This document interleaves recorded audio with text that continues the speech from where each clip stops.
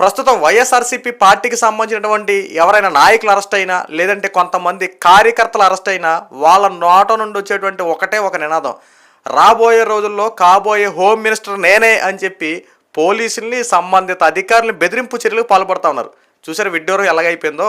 రీసెంట్గా చూసుకుంటే నందిగాం సురేష్ని అరెస్ట్ చేసినప్పుడు వాళ్ళ యొక్క సతీమణి కూడా సేమ్ డైలాగ్, అక్కడ ఒక ఆడియో టేప్ కూడా బయటకు వచ్చినటువంటి విషయం కూడా మీకు తెలిసిందే. వాళ్ళ భార్య గారు ఏమంటా ఉన్నారు, ఇదిగో నన్ను హోమ్ మినిస్టర్ అనుకుంటున్నారు, అందరూ నాకు సెల్యూట్ చేయండి, రేపు పొద్దున్న ఒకవేళ నన్ను కనుక మీరు ఎప్పుడు ఇబ్బంది పెట్టండి రేపు పొద్దున మీ అంతేంటి తెలుస్తా అని చెప్పి అప్పట్లో నందిగాం సురేష్ యొక్క భార్య ఎంత హడావుడి చేసిందో ఆ యొక్క కాల్ రికార్డింగ్ అంతా బయటపడింది, అదంతా తెలిసింది. సో ఇప్పుడు తర్వాత ఆల్రెడీ ఈ యొక్క చిలకలూరుపేట నియోజకవర్గానికి సంబంధించినటువంటి విడుదల రజనీకి సంబంధించినటువంటి అనుచరులు జబ్బలు సరిచేసుకుంటారు. ఇదిగో రేపు అధికారంలోకి వచ్చిన తర్వాత ఈసారి హోమ్ మినిస్టర్ మా మేడం గారికే రజనీ గారికే ఈసారి హోమ్ మినిస్టర్ పదవి పోతా ఉన్నాడు జగన్మోహన్ రెడ్డి గారు అని చెప్పి వాళ్ళు జబ్బలు జరుచుకోవడం అదొక ఎత్తు. దానికి తోడు విడుదల రజనీ గారు కూడా చాలామంది పోలీసులకి వార్నింగ్ ఇస్తున్నాను, మీ అంతు చూస్తాను, మిమ్మల్ని వదిలిపెట్టే ప్రసక్తే లేదంటూ విడుదల రజనీ గారు వార్నింగ్ల మీద వార్నింగ్లు ఇచ్చేస్తూ ఉంటారు. ఇప్పుడు లేటెస్ట్గా ఈ నెల్లూరు సంబంధించినటువంటి శ్రీకాంత్ అరెస్ట్ అయిన విషయం తెలిసిందే. సో వాళ్ళకి సంబంధించినటువంటి సన్నిహితురాలు అరుణ, ఈవిడేమంటుందంటే పోలీసుల విచారణలో ఆవిడ కొన్ని డైలాగ్ వారు నడిపింది. ఆవిడ చెప్పేటువంటి మాటలే పోలీసులకే బంపర్ ఆఫర్లు ఇస్తూ ఉంది. ఇదిగో పోలీసు వారు ఈ రోజున నన్ను విచారణ చేస్తూ ఉన్నారు, రాబోయే రోజుల్లో నేను హోమ్ మినిస్టర్నే, మీ అందరికి నేను స్పెషల్ ఆఫర్ ఇస్తా ఉన్నా, మీరు గనక నన్ను ఈ క్షణం విడిచిపెట్టారంటే ఎవరెవరైతే నన్ను విచారణ చేశారో మీ అందరిని గుర్తుపెట్టుకుని రేపు పొద్దున ప్రమోషన్లు ఇస్తా, మీకు మంచి పొజిషన్లో మిమ్మల్ని పెడతానని చెప్పి పోలీసులకి ఆఫర్ల మీద ఆఫర్లు జారీ చేస్తూ ఉన్నారు. ఇక్కడ ఎలాగైపోయింది చూడండి. అసలు అది హోమ్ మినిస్టర్ పోస్ట్ అనుకుంటున్నారా లేదంటే కండక్టర్ పోస్ట్లో లేకపోతే ఏదంటే నామినేట్ పోస్ట్ అని అనుకుంటున్నారా అర్థం కాని పరిస్థితిలో ఈ రోజున హోమ్ మినిస్టర్ పోస్టుతో చెలగాటం ఆడుకుంటున్నారు వీళ్ళు. అంటే వీళ్ళ యొక్క ఆటలు ఎలా ఉన్నాయంటే ఎవరు అరెస్ట్ అయినా రాబోయే రోజుల్లో హోమ్ మినిస్టర్ నేనే అని చెప్పి వైఎస్ఆర్సీపీ పార్టీ వల్ల కొత్త ట్రెండ్ నడుస్తూ ఉంది. ఇక రాబోయే రోజుల్లో ఇంకెంతమంది హోమ్ మినిస్టర్లు చూస్తామో వేచి చూడాలి. ప్రస్తుతం అయితే 3-4 అయితే కన్ఫర్మేషన్ అయిపోయింది. అంటే వాళ్ళకి జగన్మోహన్ రెడ్డి పోటీ పెడతాడనమాట రాబోయే రోజుల్లో. గెలిచిన తర్వాత రేపు రాబోయే రోజుల్లో స్పెషల్గా వాళ్ళ యొక్క వింగ్ ఉంటుంది కదా, గెలిచినా గెలవకపోయినా హోమ్ మినిస్టర్లు మాత్రం వాళ్ళే, వాళ్ళ యొక్క దృష్టిలో వాళ్ళు మాట్లాడే మాటలు కనుక ఇప్పుడు చూసుకుంటే.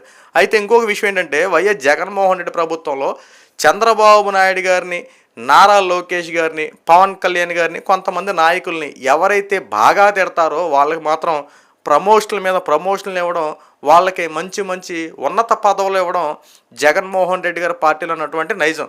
ముఖ్యంగా చూసుకుంటే ఈ యొక్క కొడాలి నాని గారికి, కొడాలి నాని ఏం చేసేవాడు, నోరు తెరిస్తే ఎలాంటి బూతులు తిట్టేవాడు అందరూ తెలిసింది. అలాంటి కొడాలి నానికి మంత్రి పదవులు కట్టబడతా ఉంటాడు. తర్వాత డోర్ డెలివరీ చేసినటువంటి అనంతబాబుకి ఎమ్మెల్సీ సీట్ ఇచ్చి తన పక్కన కూర్చోబెట్టుకుంటాడు. దళితుల మీద మారణకాండ కురిపించిన ప్రతి ఒక్కరికి ఉన్నత పదవులు ఇచ్చి చక్కగా అప్రిషియేట్ చేస్తూ ఉంటాడు.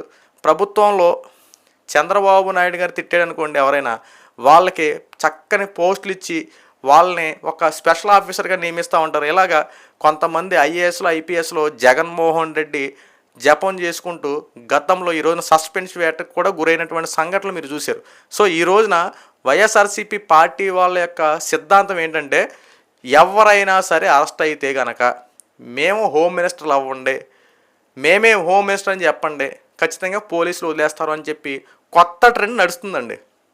గత 5 సంవత్సరాలు అధికారంలో ఉన్నప్పుడు ఇదే వ్యవహారం, అధికారంలో లేకపోయినా సరే ఇదే వ్యవహారం. అంటే అధికారంలో ఉన్నప్పుడు ఏం చేసేవారు, అధికారంలో ఉన్నప్పుడు ఎవరైనా సరే మమ్మల్ని ఇబ్బంది పెడితే, మా జోలికి కనుక వస్తే, మా దారికి అడ్డొస్తే ఒక్కొక్కడు అంతు చూసే సంగతి గత 5 సంవత్సరాలు చూశారు. టీడీపీ నాయకులను ఉద్దేశించి, కార్యకర్తలను ఉద్దేశించి అక్రమ అరెస్టులు చేయించడమే కానీ లేదంటే ఎంత దారుణంగా ఇబ్బంది పెట్టిన సంఘటనలు అవన్నీ మనం చూసాం. ఈరోజు అధికారంలో లేకపోయినా ఈ వైఎస్ఆర్సీపీ పార్టీ వాళ్ళు చేసేటువంటి పని ఏంటి, ఎలాగే బెదిరింపు చర్యలు పాల్పడతా ఉన్నారు. అంటే ఇక్కడ ప్రభుత్వం ఈ రోజున కూటమి ప్రభుత్వం నిర్లక్ష్య ధోరణి కనబడతా ఉందా, లేదంటే ఖచ్చితంగా ఇలాంటి వారి మీద శిక్షలు అమలు చేయాలా? ఎందుకంటే ఈ హోమ్ మినిస్టర్ అని చెప్పుకోవడం తప్పలేదు. నేను రేపు పొద్దున పోటీ చేస్తా, ఎలక్షన్లో గెలిచిన తర్వాత నాకు ఈ పదవి కావాలని చెప్పి నేను అడుగుతానని చెప్పి ఇలాంటి కోరికలు ఉన్న కామన్. కానీ ఇక్కడ ఏంటంటే పోలీసు వ్యవస్థని బెదిరింపు చర్యలకు పాల్పడుతున్నారంటే ఒక్కసారి ఆలోచించండి. అంతేకాకుండా ఈ రోజున వైఎస్ఆర్సీపీ పార్టీలో తప్పు చేసిన ప్రతి వాడి మీద అరెస్ట్ అవుతున్నాడని చెప్పి వార్తలు వస్తున్నాయి తప్ప అరెస్ట్ అవుతున్నాడనే విషయం అయితే కనపట్ల. ముఖ్యంగా చూసుకుంటే ఆర్కే రోజా చూడండి, ఆర్కే రోజు నిన్నగాక మొన్న అరెస్ట్ అవుతుందని చెప్పి వార్తలు వినపడినాయి. తర్వాత కరెక్ట్గా టైంకి వచ్చే టైంకి అసలు ఆర్కే రోజు పేరు అనేది లేదు.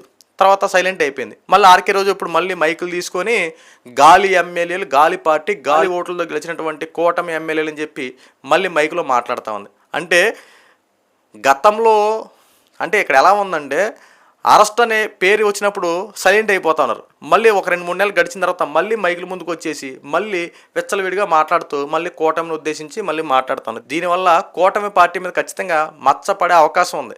తప్పు చేసిన వాడికి ఆన్ ద స్పాట్ శిక్ష వేయగలిగితే రేపన్న రోజున ఇంకొకసారి ఎవరు కూటమి పార్టీని ఉద్దేశించి చెడుగా మాట్లాడరు. రెండవది, ఈ రోజున అరెస్ట్ చేయకుండా వాళ్ళని అలాగే వదిలేస్తే వీళ్ళని చూసి ఇంకోటి రెచ్చిపోతాడు, వీళ్ళని చూసి ఇంకోటి మాట్లాడుతూ ఉంటాడు, ఇంకోటి బెదిరిస్తూ ఉంటాడు. వైఎస్ఆర్సీపీ పార్టీల యొక్క ధైర్యం అదే.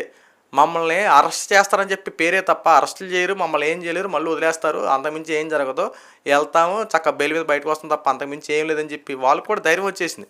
తప్పు చేసినా మనల్ని టచ్ చేయలేకపోతానని చెప్పి ఇక్కడ ఒక నానుడు మొదలైపోయింది. చాలా సందర్భాల్లో మనం చూస్తుంటే చాలా చోట్ల ఇలాగే ఉంది.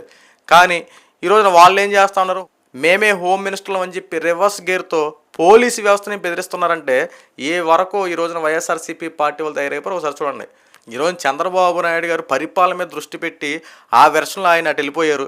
నారా లోకేష్ గారు అలాగే పవన్ కళ్యాణ్ ఎవరికి నచ్చిన కోణంలో వాళ్ళ యొక్క పనితీరులో వాళ్ళు ఉన్నారు. ఖచ్చితంగా మళ్ళీ నారా లోకేష్ గారు ఆ రెడ్ బుక్ నినాదంతో తప్పు చేసిన వాడిని ఖచ్చితంగా కఠినంగా శిక్షించకపోతే రాబోయే రోజుల్లో ఎంతకు మించి ఇంకా బెదిరింపులు కొనసాగుతూ ఉంటాయి.